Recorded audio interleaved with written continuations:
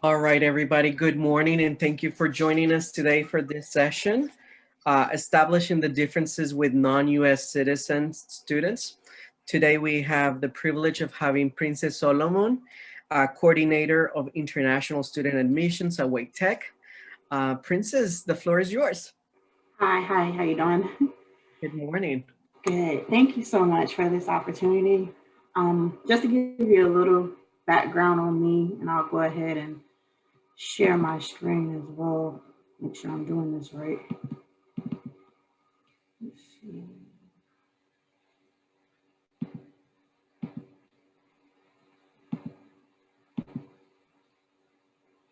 All right, you're able to see the screen, correct? Yes, we can. All right, great.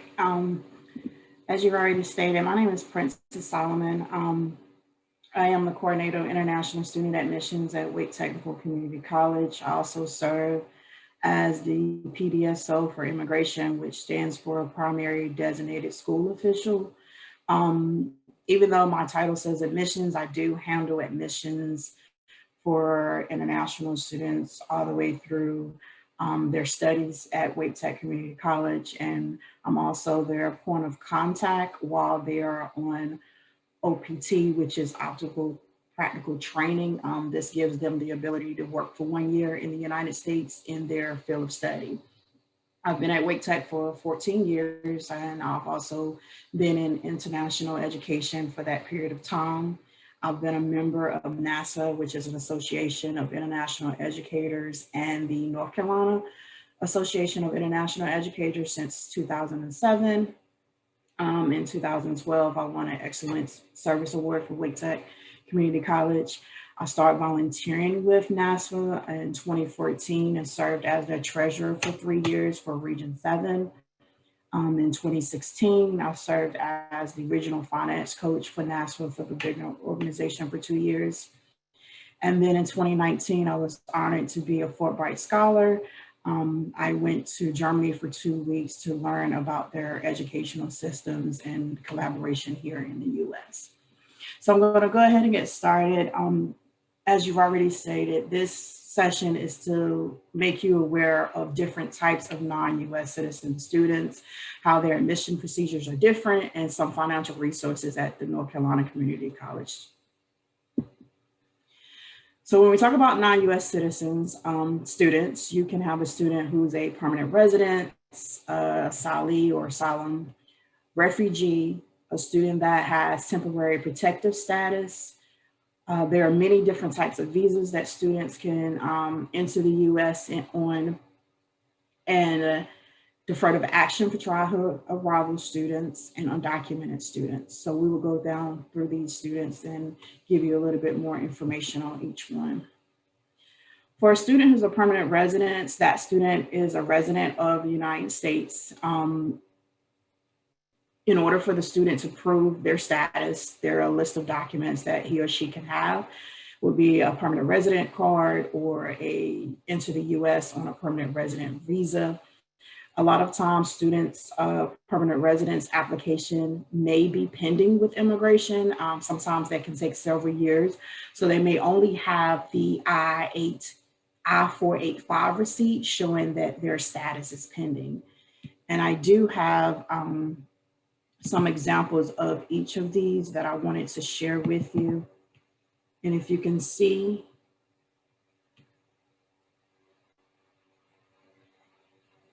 here is an example of a permanent resident card, just to show you what that looks like. I have the student's name, their alien number, their country, date of birth. And when they initially receive the permanent resident card, it may be for 2 years. And then when they go for their renewal, it will be for 10 years. But this is an example of a permanent residence card. Here's an example of a permanent residence visa. And so the person will enter the US, and you will see here that it's letting you know that this visa is valid for 1 year. And that's just to give the person time to get their card in the process and time to receive that. And then the last one that I mentioned is a I-5 receipt, and this is the receipt that the student receives from immigration showing that they have, he or she has submitted their permanent residence application to USCIS and that application is pending. And so if you wanted to ask the student for documentation of his or her status, these would be some of the documents you can ask for if the student is a permanent resident. The next student could be a asylee or refugee. This is someone who is in fear of prosecution in their country. You can have someone who's a pending asylee. This is where they've sent their application and the application is pending. And so they are able to enroll in your school. With a pending asylum application, the student will have a I-589 receipt and an employment authorization card. And I'm going to show you what those look like as well. On the employment authorization cards, there are different categories, and those categories will tell you what the student's status is or what their application is pending for. Now, when it comes to a pending asylum student, the I-589 receipt may not be in the student's name. It may be in their parent's name because they're a dependent, or their spouse's name. However, the employment authorization card will be in the student's name. Now, once that application has been adjudicated and hopefully the student is approved, that is something that happens here in the US, then the student will receive an I-94 card that's stamped asylum. And I will show you an example of that. Refugee, that's something that happens outside the US. And so once the student enters the US, then the student will receive an I-94 that's stamped asylum as well. And here in the PowerPoint, I've embedded a link to the Department of Homeland Security, and you're able to access that link to get more information about those two statuses if you want to look at that. Now, here are some examples of the documents I just mentioned. So the I-589 receipt, this is how that receipt looks here to your right. Again, this may not be in the student's name, it may be in the spouse's name or maybe in the parent's name. But then here is an example of an employment authorization card. And so this card here will have that C08 category here that would indicate to you that the student has applied for asylee. If the application has been adjudicated and the student has been approved for the asylum status, you will see here that the student will receive a I-94, and here in the right corner, it will be stamped asylum status. If the student is a refugee, it will be stamped refugee as well. And so those are some documentation that you can use to determine the status if the student is a refugee or asylee student. For students that's on a temporary protective status, these are students who there's unsafe conditions for them to return to their country. There are a list of countries that have been granted protected status. And those students will have an employment authorization card with the category A12, all right? And then I wanna show you, I've embedded a link here to the Department USCIS where you can get more information about temporary protected status, and you will see here the different countries that are on the list. And if you click on a country, it will give you, more information about that country when it comes to the protective status. It will let you know the extension date that that country has been granted for that status. And if the student has an employment authorization card, it will tell you the automated date that that card has been extended, because sometimes the student will still have an expired card. And so I use this website a lot to see, okay, when has it been extended and to what date it's been extended? And so I will accept their expired card because I see here on USCIS website that that card has been automatically extended. And so this is a good resource to help you when it comes to students with the TPS status. Now, when we talk about students on visas, there are two different categories of visas. You have non-immigrant visas and you have immigrant visas. So non-immigrant visas are someone who is coming to the US for a temporary purpose or stay. They're here to do what they came to do and then are supposed to return to their home country. Immigrant visa, they have more of a purpose, more of a permanent purpose here in the US. And some of their documentation can be a passport, of course, as identifying their identity, their visa. It could be F1, it could be H4, you know, whichever visa type they're entering the US on. Entry stamp in their passport with that same status type and the date that they're into the US. They will have an I-94 that will let you know their status once entered in the US, the date that they entered the US. And if they have an end date that they're supposed to leave the US, that will be on the I-94. If the person is an F1 student or F2 student, M1 student, then they will have an I-20. I-20 is a document that is issued by institutions who have been certified to issue I-20s by student and exchange visitor program. And so this is an additional documentation that these students in this category will have. And then lastly, for a student that enter in the US as a J1 or J2, they would have a DS 2019. And that's also issued from the Student and Exchange Visitor Program. And here I've embedded a link to travel.state.gov that gives you more information about immigrant versus non-immigrant students.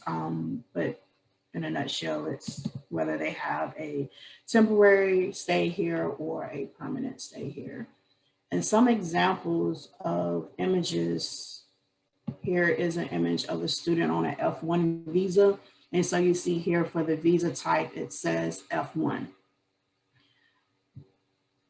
Same thing for a student that enters the US. This is an example of an entry stamp. It lets you know the date that that person entered the US, the classification under which this person entered the US. And here would be the end date until when the person is supposed to leave the US. So you see here for an F1 student, it says D/S. So as of right now, that's what you will see for an F1 student or a J person that enters the US, which means in duration of status. As long as this person is maintaining their status in the US, they are okay to remain in the US. However, someone that's entering in on a H-1B, H-4, or L visa, or some of the other categories may have an end date here. Here's an example of an I-94 record. Once again, it gives you kind of the same information. It'll let you know the date that the person entered the US, the classification of that person, and this will let you know the person's status here in the US. Admit until date is going to tell you the time period that the person is allowed to be in the US. And then, of course, their name and other information to identify them. The I-20, this is an example of an I-20. So as I mentioned before, F1 student is issued I-20s. A student here on an M1 is issued I-20s.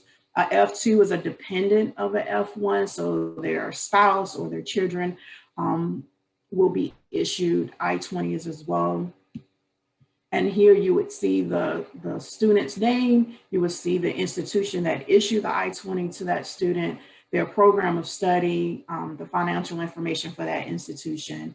And so you would have that for your records. Someone who's on the J will have a DS 2019, and you would also have their information about their J non-immigrant status on the DS 2019.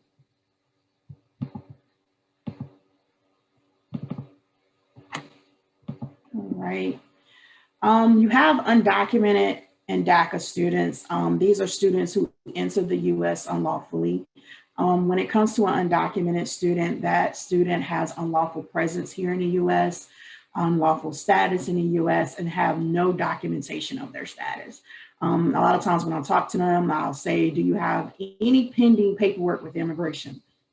And they would say no, or The most common one I hear is that they enter the US on a tourist visa. And remember before I said you can have an end date of your stay, and that person overstayed that end date and did not do anything else to try to extend that date or change their status. DACA student is someone who was undocumented but met the qualifications to apply for DACA. And once that application has been approved, then that student still has unlawful status. However, that student has lawful presence for that 2-year period that that DACA application was approved for. And with that, a DACA student will be able to provide you with the I-821D approval notice, showing that the DACA was approved, along with an employment authorization card showing the C33 category. So a lot of times when you hear the word visa, you hear the word status, they're used interchangeably, but they're a little different. So I just wanted to point out a difference between a visa versus a status. A visa is something that's issued outside the US, at the American Embassy outside the US. The visa can expire. Visa cannot be extended here in the US. It only can be extended in the American Embassy outside the US. And it's needed to enter the US. Unless you're from a country like Canada that doesn't need a visa to enter the US, you have to have a visa to enter the US.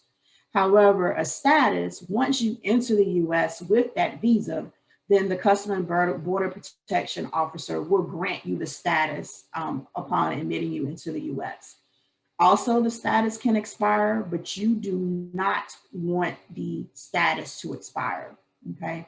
And then the status can be extended here in the US, and it's needed to stay in the US.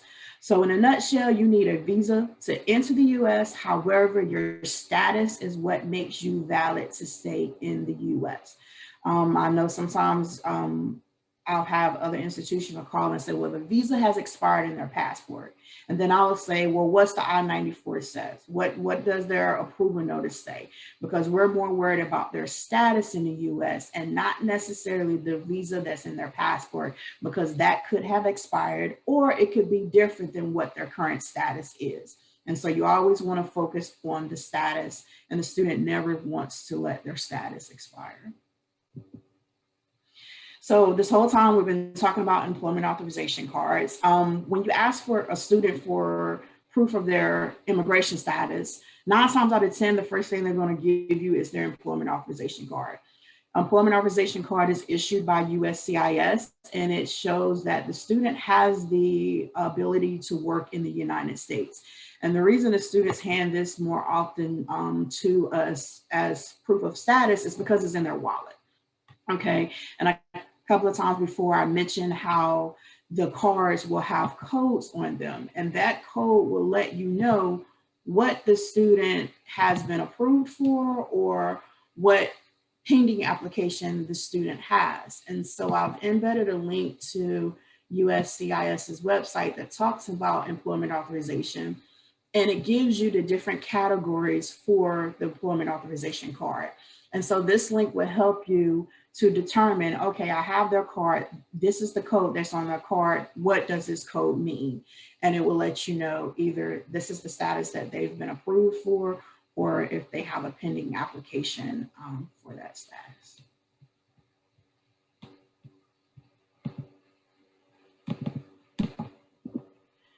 So when it comes to the admission procedures, most students will follow your general or health science or visiting admission procedures. However, there may be a category of students that need to do something a little different. So if the student is currently in the US as an F1 student, or if the student is outside the US and wants to come to the US and study, then they will follow your international admission procedures, because that student needs an I-20 to apply for a student visa in their home country or student status here in the US.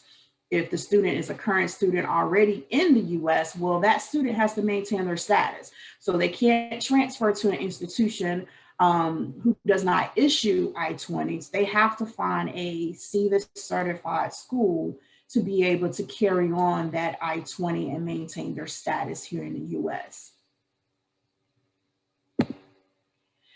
Now, a lot of times you're going to have all types of students to enter the U.S. They may be permanent residents, they may be on a certain visa, DACA or undocumented. So a lot of times, as I mentioned before, the visas, there's so many, there's different alphabets that's out there. It's too many to actually name. But if you want to know, okay, this person is on this type of visa, will this person do regular admissions or will this person need to see our international office? And so NASFA has this immigration classification poster that's excellent. And the poster gives you information and lets you know if the person is allowed to study with their current immigration status. And if so, then that person will follow your general admission procedures if you want a health science program or visiting. However, if immigration says, no, this person cannot study on their current immigration status, then if that person wants to proceed with studying in your institution, then they will need to talk to your international office about applying to receive an I-20. If your institution is not certified by SEVP, which is Student and Exchange Visitor Program, to issue I-20s, then you would want to refer that student to an institution that is able to do that for that person. And so here, I wanted to show an example of what the poster looks like. So you see in the first column, you have the student, the visa type, then you have a description, study restrictions, and employment restriction. And I love this poster because of the study restrictions. So you'll see here someone who's on an A1 or A2 visa, which is a foreign diplomat personnel. If you go to the study restrictions, you see here that it says that person may engage in part-time and full-time studies. That means immigration allows this person to study with their current status. And so that person would just follow your general admission procedures, or if they want a health science program or visiting, they would do that. However, you see where it says B2, that's someone here in the US on a tourist visa. And if you read in the section for study restrictions, immigration does not allow this person to study a course, have a course of study. It indicates here that the person can take one English language course or a craft course, but if that person want to enroll in your accounting program or in your baking program or your nursing program, then that student cannot do that on the tourist status. And that will let you know then that that person needs to stop. And if your institution issue I-20s, direct them to your international office. If for some reason your institution has not been certified to issue I-20s, then you will want to direct that person to an institution that issue I-20s. Now, it may be that the person has a B2 visa into the US on a B2 visa, but has applied for a green card. So if that student is able to give you that documentation showing that the application has been received for a green card, then you, of course, can allow that student to enroll. Now, when it comes to undocumented students, North Carolina legislature has a policy that says if a person is undocumented, he or she has to graduate from a public high school here in the US, homeschool, private high school, or receive an adult high school diploma in order to enroll in a North Carolina community college. Some programs are permitted, more of your first come, first serve programs, waitlisted programs, competitive entry, or any early license programs. And then the student has to wait until after the last registration period that has been published. So if your last day to register for 16 weeks course is the day before the semester starts, then undocumented students that have graduated from a public high school, homeschool, private school, or receive adult high school diploma can register on their first day of class. If your institution has a schedule adjustment week for those 16 weeks, then unfortunately that student has to wait until that period has ended and register on the day after that. And if the student is undocumented but has a high school equivalency or completed high school in their home country, unfortunately, that student cannot enroll. The student has to have graduated from a US public high school, homeschool, private school, or receive an adult high school diploma. And the main thing with the undocumented students, North Carolina legislature says that the student cannot take a seat from a documented student. Now, if you have an undocumented student that is now approved for DACA, that student will have the paperwork to show that that student has been approved. So that would be the I-821D approval notice or the employment authorization card with the category C33.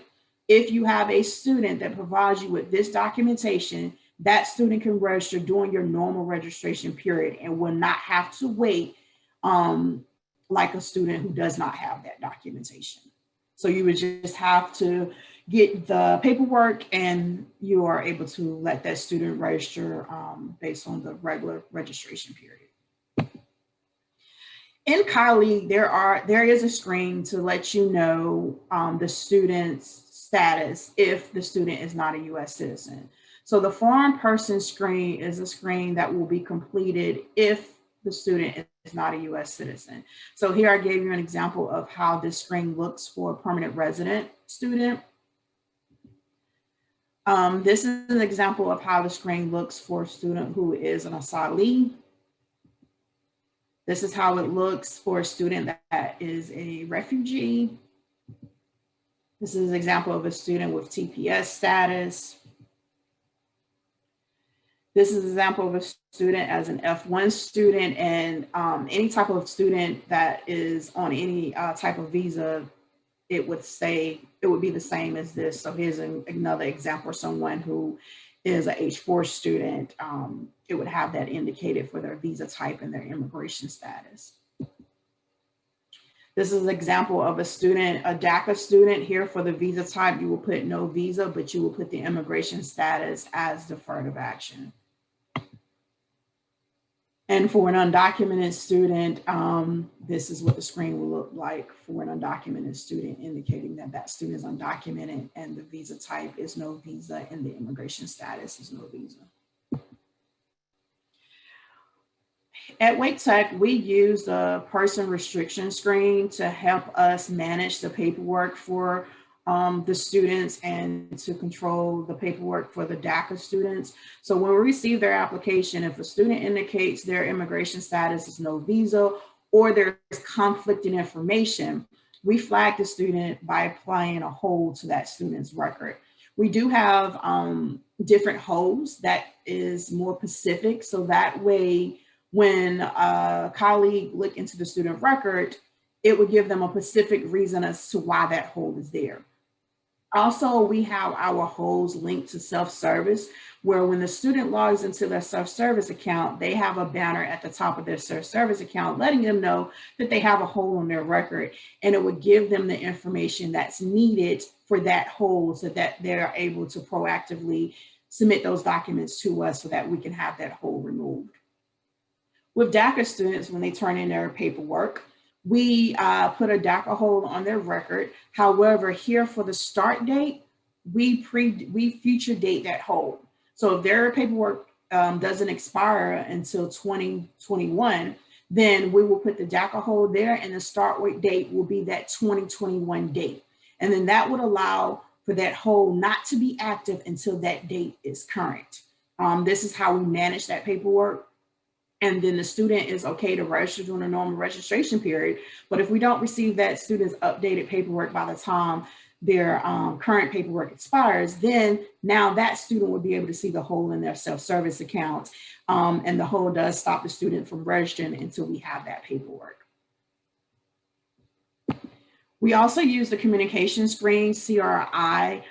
We have a list of emails that we send out to the students to let them know, hey, we received your application. You indicated your status as non-immigrant with no visa. Can you, give us some documentation?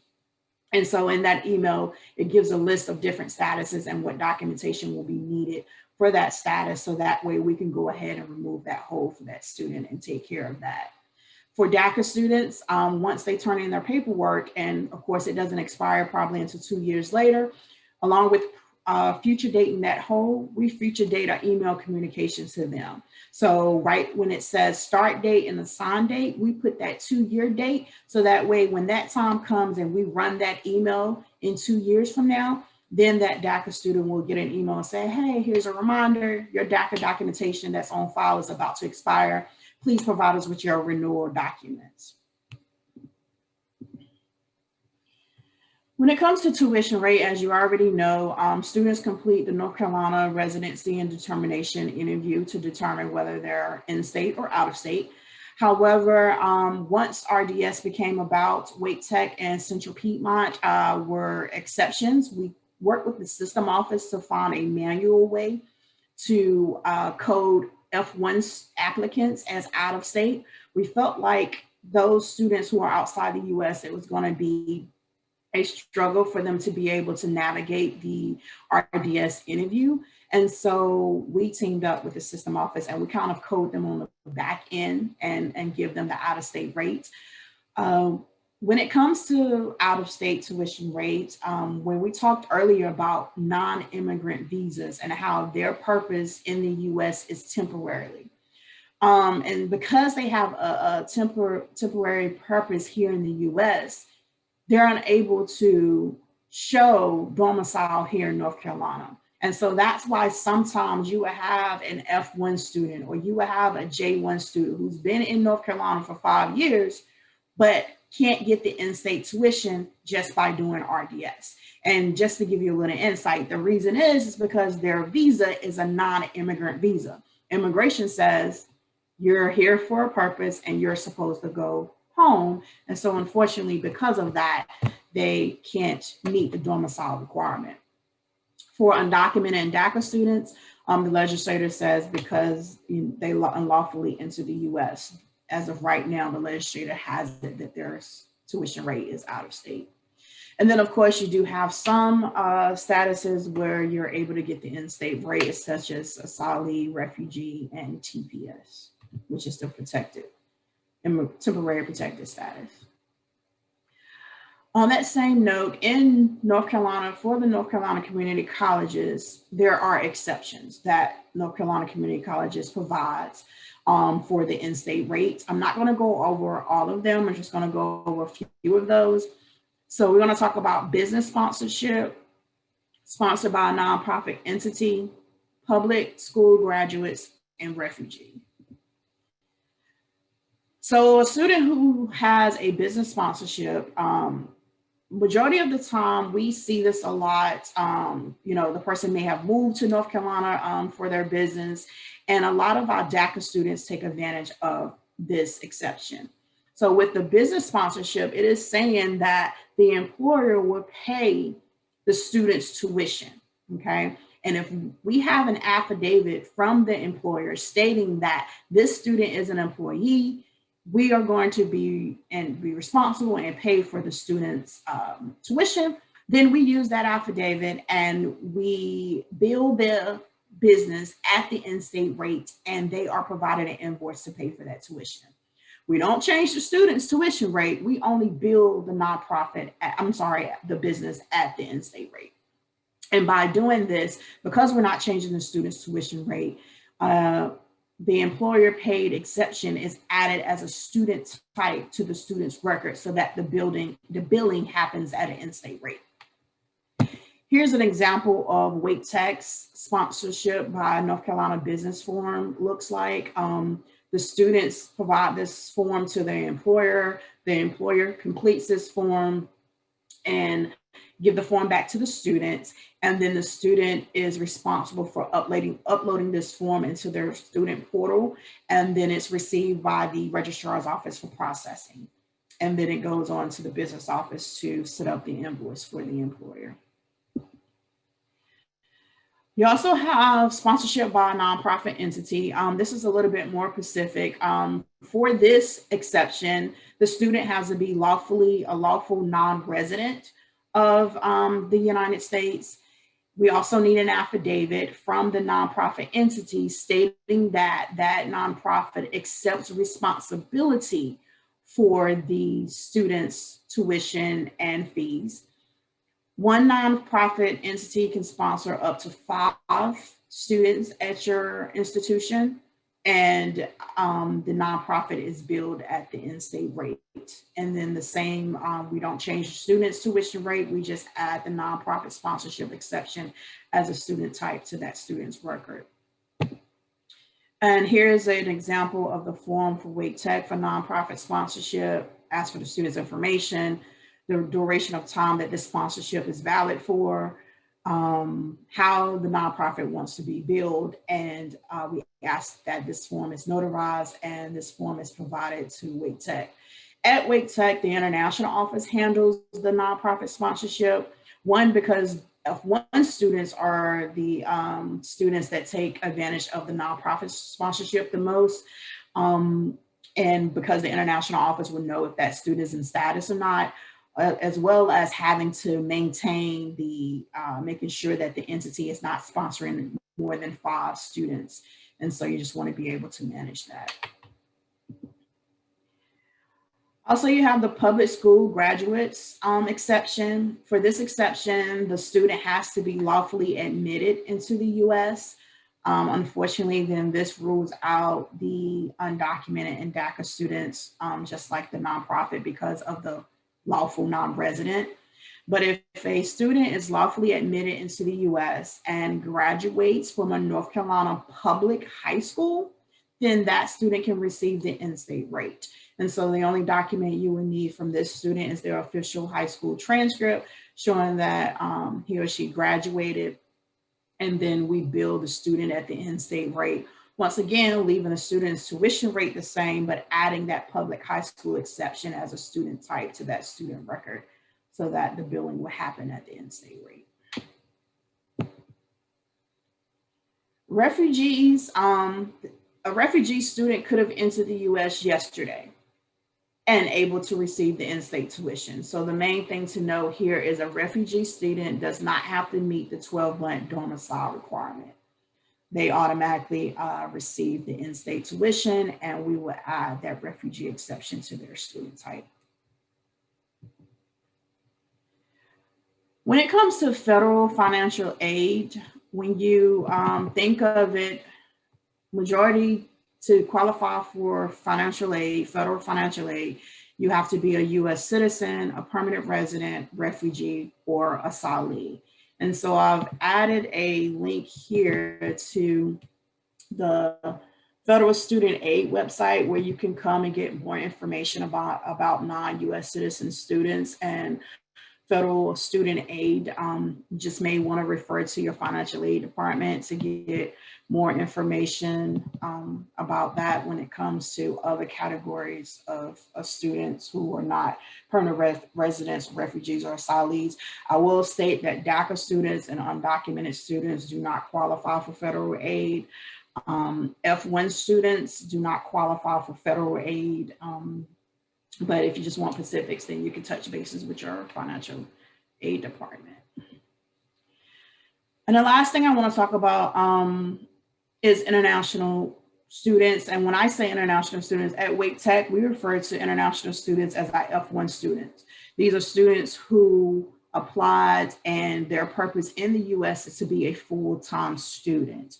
Our international office handles the F1 students, and F1 students have regulations that they have to follow to stay here in the US and maintain their status. So every fall and spring semester, they have to maintain at least 12 credit hours.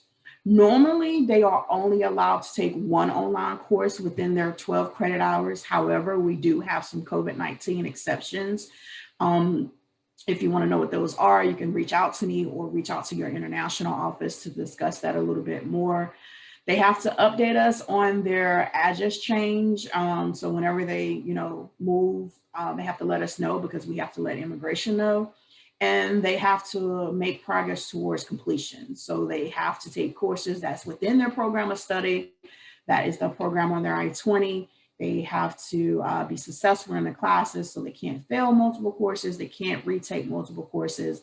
They just basically, have to be successful in their courses. And so the international office, we use a system called Student Exchange Visitor Information System. We refer to that as SEVIS. And in that system, each semester, we register the students, letting immigration know that he or she is in the US and enrolled as a full-time student. If the student is not maintaining their status, we have to indicate that in the system. And we just basically have to keep their records updated in that system. So our office is here to be their immigration advisor to help them navigate their F1 regulations, make sure they're maintaining the F1 regulations. If they fall out of status, help them reinstate their status. And then once they have completed their program of study, we do assist them with applying to be able to work for 1 year in their field of study. And so that's everything I have. Thank you.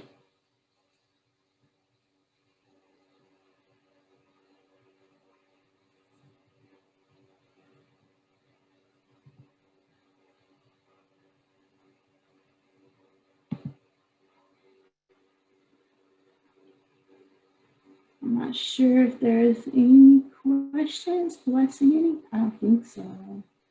So we have 10 more minutes that we can ask any question that you may have. I know that these processes get complicated and are very case-by-case basis. One of the questions that I received privately through the chat is that if the rules are just for Wake Tech or they're for the entire community college system. You mentioned the people being able to register after a certain time. Can you tell us a little bit more about that? So the, and I'm thinking you're referring to the undocumented policy. So that is for North Carolina. That's the law that was set by North Carolina legislators. So it's not a Wake Tech policy. I have the memo that was given by the system office to the North Carolina community colleges. And if anyone, and if you Google it, it'll come up as well, but that's something that was determined by North Carolina legislator, not Wake Tech.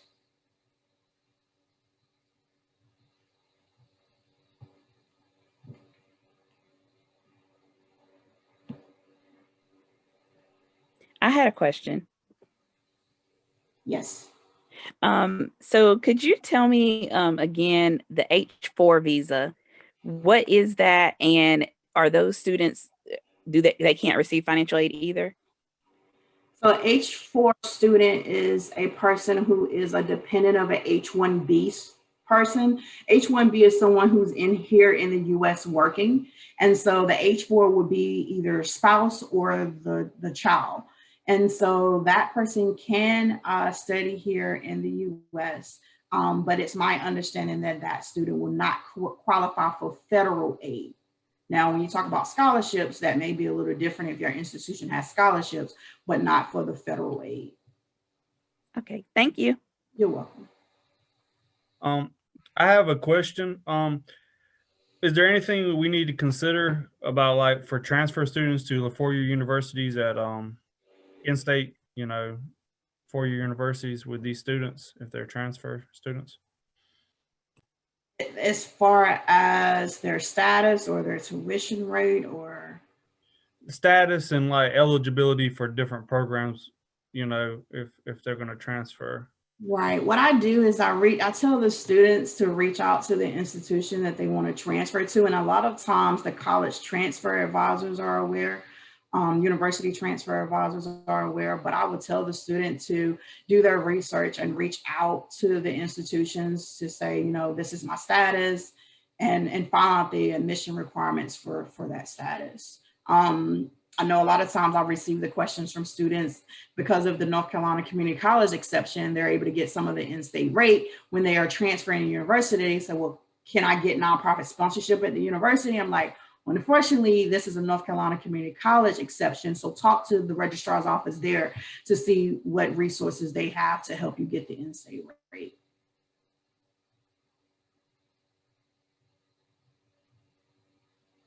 Thank you.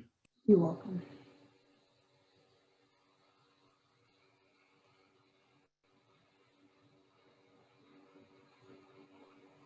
Princess, we have a question in the chat. Okay. It says, do you have any experience advising students that are eligible for programs that need, that end in licensure, like Social Security number may be required for that? So what I tell students when it comes to licensure program, you know your situation, and it's best that you do your research to see, based on your situation, will you be eligible for the licensure upon completion of the program? And I kind of just take that guidance with the students. Of course, undocumented students, you know, they don't have a social, they don't have a work authorization. But when it comes to other students, I just tell them to make sure they do a lot of research to know if this is something that they really want to do or not, based on what they find out. Because my philosophy is, I don't know what your status is going to be by the time you graduate.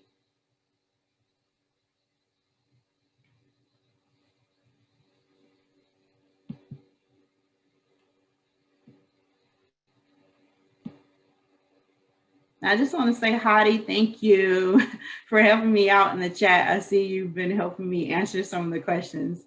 So Heidi and I talk a lot. Thank you. No problem. This was great. Thank you. There was a question, I don't know if it's been answered, way up at the top that was asking about what's the difference, or what is maintained status? Oh, yes, I just saw that. That person got that question answered. Okay.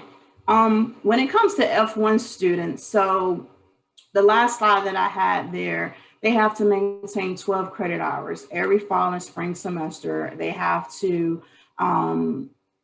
normally it's one online course, but there's been some COVID exceptions. Updating their address within 10 days. Let's see here, making progress towards completion. So you can't just be failing multiple courses. You can't be retaking courses. You basically have to be in your classes, study as a full-time student, making progress towards completion, and abiding by the limitations on the online courses. And then as long as you're doing that, then you are maintaining your status. So let's just say if you're enrolled in 12 credit hours and you withdraw from a course and now you're under 12 credit hours, if the DSO, someone like myself or Heidi, did not give you permission to withdraw from that course, then you are in violation of your status.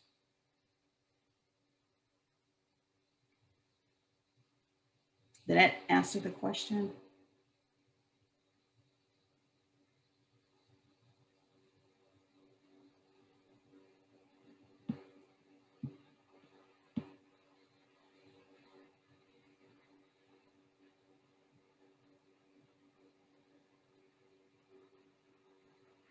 Just trying to see if I can see any other questions.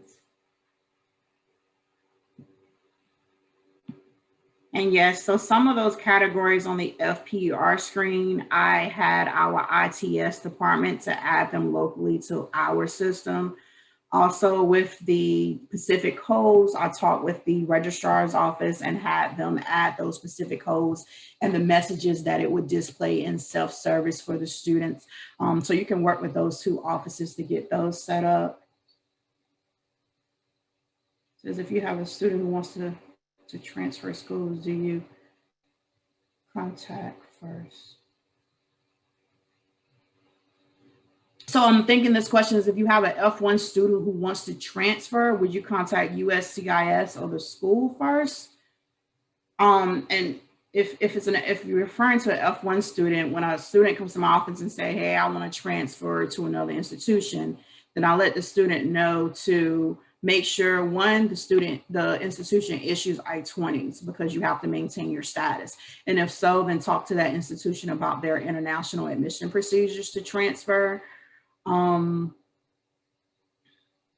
I answered that question. And then if that student is accepted, that student just provide me with a copy of the acceptance letter for me to transfer their I-20 from Wake Tech to the new institution once the semester has ended.